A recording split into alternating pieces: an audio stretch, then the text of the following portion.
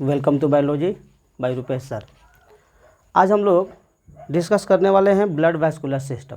ठीक है, तो ब्लड वैस्कुलर सिस्टम स्टार्ट करने के पहले आपको हम बता दें कि यदि आप इस चैनल पर नए हैं तो इस चैनल को सब्सक्राइब करें, लाइक करें, कमेंट करें और शेयर ज़रूर करें। इस सेशन में हम लोग ये देखने वाले हैं कि जो ब्लड वैस्कुलर सिस्टम होता है, रक्त परिसंचरण तंत्र या रक्त परिवहन तंत्र होता है, ये होता क्या है। ठीक है, तो हमारे बॉडी में जितने भी सिस्टम हैं, अगर बताया जाए कि ह्यूमन ब्लड वैस्कुलर सिस्टम की बात की जाए तो यहाँ पे हम लोग ये देखेंगे कि रक्त परिवहन तंत्र जो है आखिर क्यों ज़रूरी है। ठीक है, सबसे पहले ये जानना होगा कि परिवहन होता क्या है। ठीक है, परिवहन किसे कहते हैं, परिवहन किसे कहा जाता है। ठीक है, इसको इंग्लिश में सर्कुलेशन या ट्रांसपोर्टेशन कहते हैं। ठीक है, ट्रांसपोर्टेशन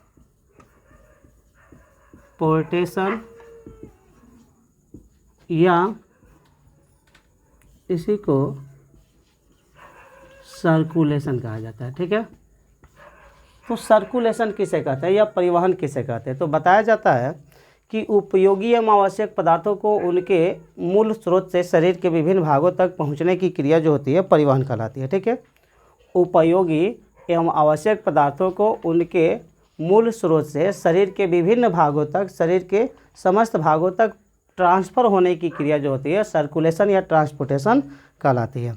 अब होता क्या है कि आखिर उपयोगी जो आवश्यक पदार्थ है वो क्या है, तो कार्बोहाइड्रेट है, प्रोटीन है, विटामिन्स है, मिनरल्स है, ये सभी जो पदार्थ है इन सब के ट्रांसपोर्टेशन के लिए एक सिस्टम की आवश्यकता पड़ती है। चूँकि अगर बात की जाए बहुकोशिकीय जीवों की, तो बहुकोशिकीय जीवों में ट्रांसपोर्टेशन काफ़ी आवश्यक होता है, क्योंकि कोशिकाओं की संख्या इतनी न ज़्यादा होती है कि सभी कोशिकाओं तक पदार्थों का जो स्थानांतरण है वह डिफ्यूजन के माध्यम से या कहेंगे कि विसरण के माध्यम से कंप्लीट नहीं होगा। ठीक है, तो यहाँ पे हम लोग ये देखेंगे ब्लड वैस्कुलर सिस्टम के अंतर्गत कि ब्लड वैस्कुलर सिस्टम जो होता है यह 3 रचनाओं से मिलकर बना होता है। कोई भी सिस्टम जो होता है उसमें कुछ पार्टिसिपेंट्स होते हैं। ठीक है, कुछ सहयोगी रचनाएं होती है।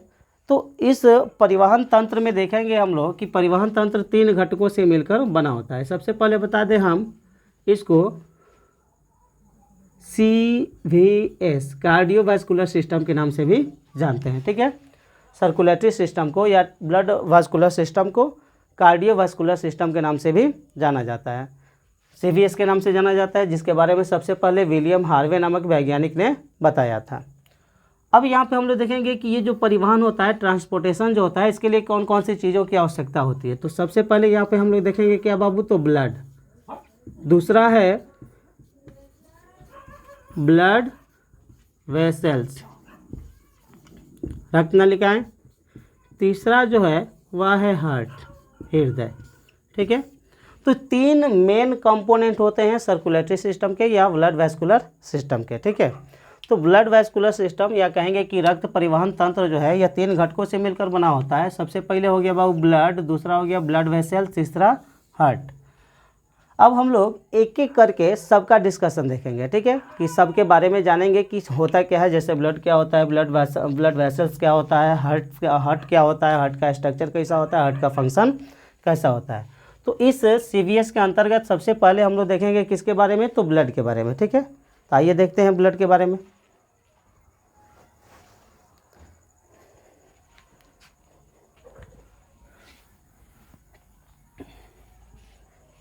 अब देखिए ब्लड के बारे में बताया जाता है कि ब्लड क्या है। तो ब्लड के बारे में बहुत पहले से आप लोग जानते होंगे कि ब्लड जो है एक प्रकार का लिक्विड कनेक्टिव टिश्यू है, अर्थात तरल संयोजी ऊतक है। ठीक है, तो यहाँ पे हम बता सकते हैं बाबू ब्लड के बारे में कि ब्लड जो है यह रेड वैस्कुलर कनेक्टिव टिश्यू। ठीक है, कनेक्टिव टिश्यू ब्लड क्या है, तो रेड वैस्कुलर कनेक्टिव टिश्यू है, अर्थात रक्त जो है लाल संवहनीय संयोजी ऊतक है। ठीक है, लाल संवहनीय संयोजी ऊतक है। अब ब्लड के बारे में बताया जाता है कि ब्लड जो है रेड कलर का होता है। ठीक है, रेड इन कलर, लाल रंग का होता है। क्यों लाल रंग का होता है, तो इसमें हीमोग्लोबिन पाया जाता है। क्या पाया जाता है, haemoglobin. Due to presence of haemoglobin blood is red in colour. ठीक है, हीमोग्लोबिन की उपस्थिति के कारण रक्त जो है वह लाल रंग का होता है। अब रक्त के बारे में और भी बातें बताई जाती है कि ब्लड जो है इसके बारे में बताया जाता है कि यह फॉल्स कनेक्टिव टिश्यू है, ठीक है, फॉल्स कनेक्टिव टिश्यू। तो ब्लड जो है यह फॉल्स कनेक्टिव टिश्यू कैसे है, तो हमने बताए थे बाबू इसके पिछले वीडियो में कि कनेक्टिव टिश्यू वगैरह क्या होता है। तो आप लोग भी पढ़े होंगे क्लास 9th में, क्लास 10th में भी, क्लास 11th में भी पढ़े होंगे। क्लास 10th तक आप लोग 11 12 तक भी बताया जाता है कि कनेक्टिव टिश्यू क्या होता है। तो कनेक्टिव टिश्यू क्या है, तो एक ऐसा ऊतक है जो अंगों को अंगों से जोड़ने का कार्य करता है, ठीक है। विभिन्न प्रकार के अंगों के बीच जो संबंध स्थापित करता है उसी को हम लोग संयोजी ऊतक कनेक्टिव टिश्यू कहते हैं। और कनेक्टिव टिश्यू जो है वह 2 रूपों में पाया जाता है, ठीक है। कुछ संयोजी ऊतक ऐसे होते हैं जो सॉलिड फॉर्म में पाए जाते हैं, कुछ ऐसे होते हैं जो सेमी सॉलिड फॉर्म में पाए जाते हैं, कुछ ऐसे होते हैं जो लिक्विड फॉर्म में पाए जाते हैं। तो जो संयोजी ऊतक होता है वह ठोस रूप में पाया जाता है, लेकिन ब्लड एक ऐसा ऊतक है जो तरल रूप में पाया जाता है, ठीक है। तो रक्त जो है तरल रूप में पाया जाता है, जिसके वजह से इसको फॉल्स कनेक्टिव टिश्यू कहते हैं, ठीक है।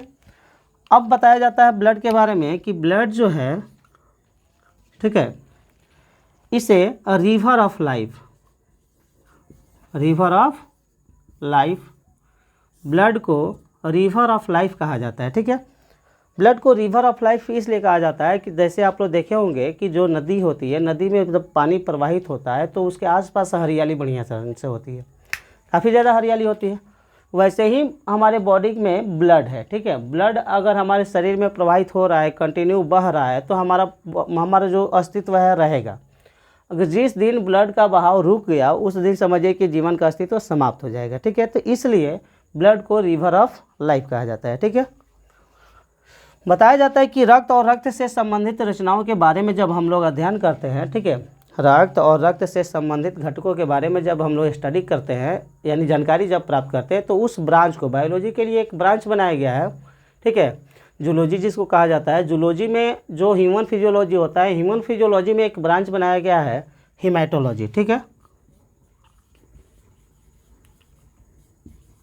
हेमाटोलॉजी। हेमाटोलॉजी का मतलब क्या होता है बाबू, तो बताया जाता है कि study of blood and their components, ठीक है, study of blood, study of blood and there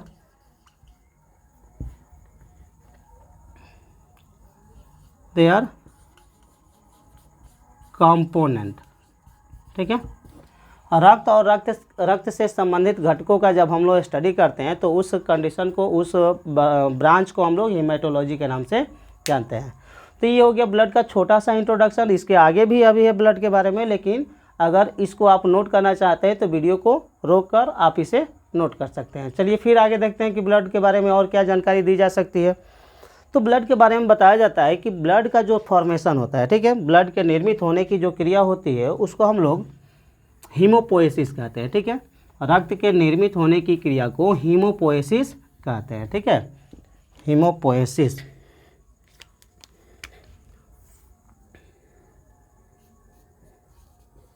हीमोपोएसिस, ठीक है। हीमोपोएसिस क्या होता है, तो बताया जाता है कि the process of formation of blood, ठीक है, the process of formation of blood, the process of formation of blood, ठीक है, इज कॉल्ड कौची, हीमोपोएसिस, ठीक है। रक्त के निर्मित होने की जो क्रिया होती है, रक्त के बनने की जो क्रिया होती है उसको हीमोपोएसिस कहते हैं। अब बताया जाता है कि रक्त बनता कहाँ है, तो इन कहेंगे कि फीटल स्टेज अर्थात भ्रूणीय अवस्था के दौरान रक्त का निर्माण जो होता है वह सबसे पहले स्टार्टिंग कहाँ होता है, तो यॉर्क सैक में, ठीक है,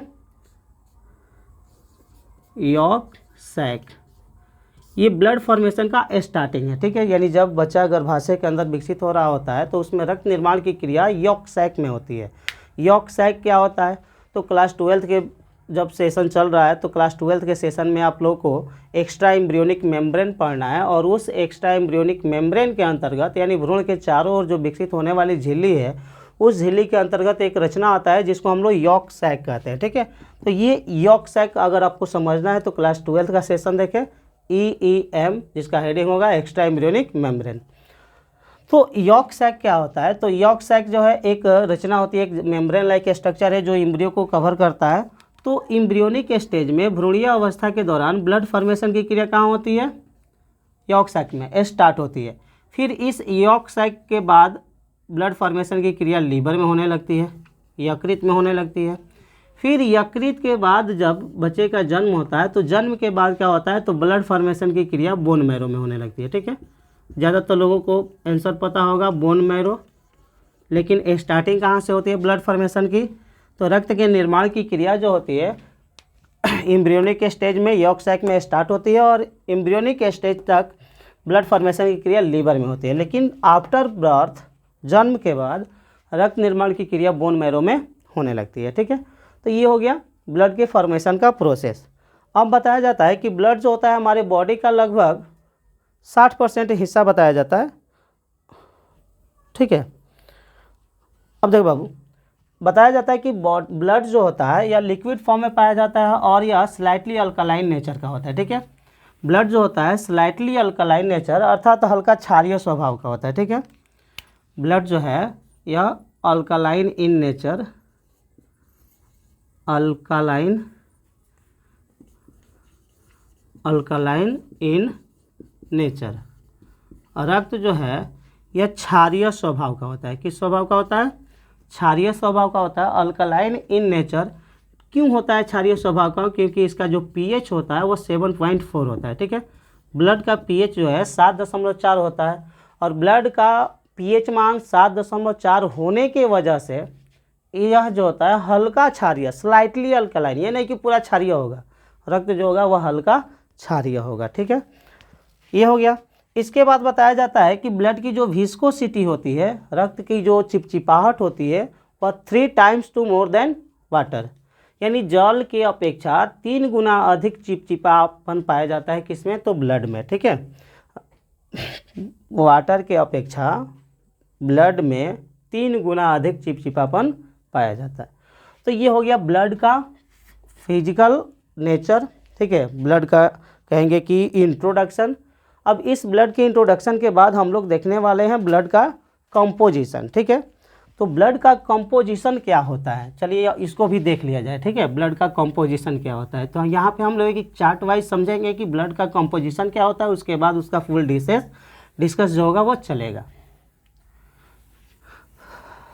चलिए देखते हैं ब्लड।